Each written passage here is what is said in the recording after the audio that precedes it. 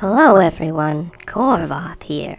Tonight, back to the story again. So shut your eyes and feel the crisp burst of energy flowing through your circuits.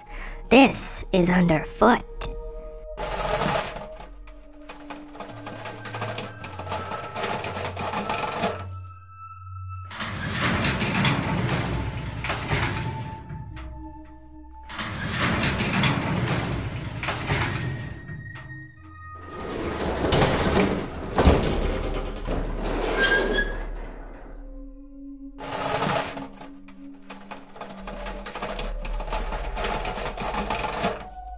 Oh, do you got enough security in here? Not really, Korvoth replied to the smaller bot, moving into his secret workstation. Well, it used to be secret, as far as he knew. After now, the secret might get out, depending on how things go. This close to the Foundry, I didn't think there were any bases. How did you build this without anybody finding out about it? The smaller bot followed behind Korvoth, marveling at the space, even if most of it was lost to the steep angle of the metal frame the pair of them were traversing deeper into. Didn't build it, just recognized it for what it was. Been looking at a bunch of these lately. Korvoth came to a halt as their space ran out on its makeshift walkways. He removed a false wall, revealing a ladder to another angled platform that kept winding so much further under the ground of the Foundry.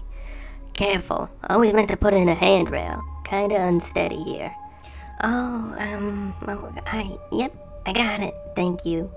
The other bot gladly took Korvoth's guiding arm once more. So, what is this thing? It's a pike. Korvoth caught the look of further confusion. It's a type of ship,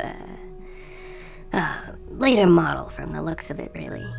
But completely stripped. All things of value removed before it was placed here. Like a boat? I've seen pictures and old advertisements that different bots dug up, but I've never been in one. Well, sorta, I suppose. Yeah, let's call it a boat. Easier to explain it that way. This is a large vessel.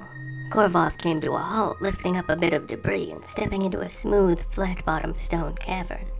Part of it must have broken off before it came to rest here, though, as we only walked through about a third of it.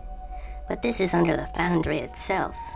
You can see that concrete in the back of the cave. That's the support structure for the Foundry above us. The other bot ran across the cave, reaching out to scrape their hand across the flat but rough surface. Whoa! I never thought I'd be doing something as cool as this. Korvoth walked over to a table he'd set up, loading a few batteries for recharging, easily going through practice motions of starting up a light generator to provide energy to the cave. Wait, what are you doing? The bot ran to stop him from making so much noise. Only bases have those things, and never for very long. They're extremely loud. They'll attract too much attention. Relax. Korvoth soothed the frayed nerves of the other robot. I've done this hundreds of times. Technically true, but here he'd only done it a handful of times. Do you at least have a back door? Sort of. Sort of? What do you mean, sort of? A tunnel that leads to a junk pile I haven't finished clearing just yet. It's kind of a pain to get there and back.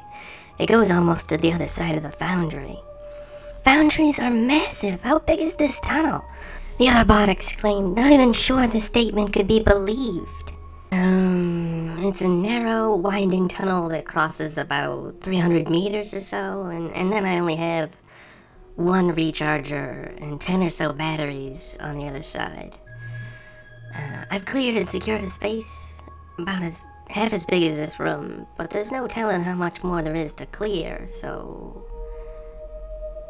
You're not a regular bot, are you? The other worker asked of Korvoth. He considered lying. He considered lying quite a bit. But eventually, he answered honestly. No, I'm Korvoth. You are? But who's that other guy on the wall? No one important. I just paid him for his service. and he reacted wonderfully. How? How did you pay him? We weren't allowed to keep anything. Incorrect. We weren't allowed to be caught with anything.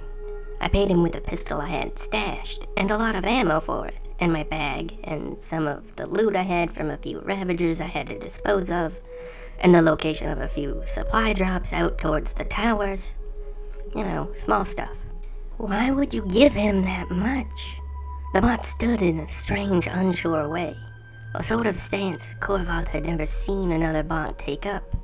The other worker had an odd frailty and yet grace to its movements. Strange. Easy, easy. I want the ravagers to disperse so the inventors can hit them, as was the majority of my true goal. I would weaken most of the groups in this area, and then I'd be a lot more free to move, but I don't have enough lives left to really do anything. And the rest of your goal? The other bot seemed genuinely curious, continuing to move in that same odd way that made it both seem fluid and weirdly weak, somehow in the same motion. Korvoth drew up the signaler, placing it in a custom-built safe, closing it and locking it, and then pushing a bit of plate metal over it, and began welding the cover on. I didn't want them to have this.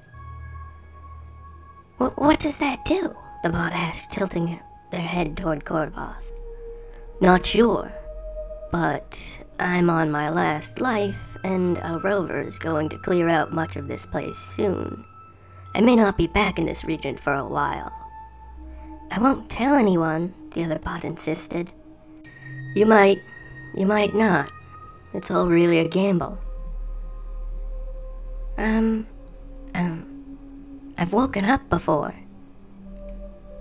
Korvoth turned to stare at her. That's what it was. He could see it now in the way she stood. All the other bots he'd met thought of themselves as male. This one, though, thought of herself as a female. How odd. He couldn't trust her, though. That would be stupid. But he might have to risk it anyway. What do you mean? He asked of her. I've had 10 lives before this one. Here, though, at this Foundry. Foundry 117, Korvoth asked of her, thinking about reaching for his pistol. You can grab the gun, she began coyly, dropping the ammo for both pistols that had been visible to her. Korvoth sighed, sitting down. I'm not going to hurt you, she said, pointing her weapon at him. I just have some questions that I want. She fell in a heap while thrashing, the circuits of her mind gasping for the energy that trickled into them. It's an electro-stunner. Korvoth showed it to her before placing it on the hard stone. I have a bit of an edge when it comes to developing tech around these parts. She continued to thrash on the floor as the effects of the blast ravaged her systems. I think I'm going to let you live. One, I've never met a bot that thinks of themselves as female before. Just for the interesting encounter alone, you get that spare life. And two, I need someone to prove themselves to me, to help with the towers. Protect this place as much as you can. Keep it safe. I might actually believe you about waking up before. 3. I think Foundry 117 is special, 'cause Lothran and I claimed it, so the world adjusted. Or maybe Lothran knew. Anywho, only way to see if you can live up to my request. Korvoth reached into his chest and pulled his batteries out, dropping to the floor, the power fading from his circuits, as he watched her scramble to her feet and fumble to put the batteries back into his chest. I never told you my name! I hope to see you again ever so soon, but for now we must go our separate ways.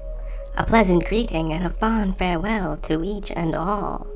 Please leave all your comments, questions, and kindnesses down below. Don't you let me catch any of you leaving any of that awful rude or mean stuff, though. You keep all that garbage to yourselves, got it?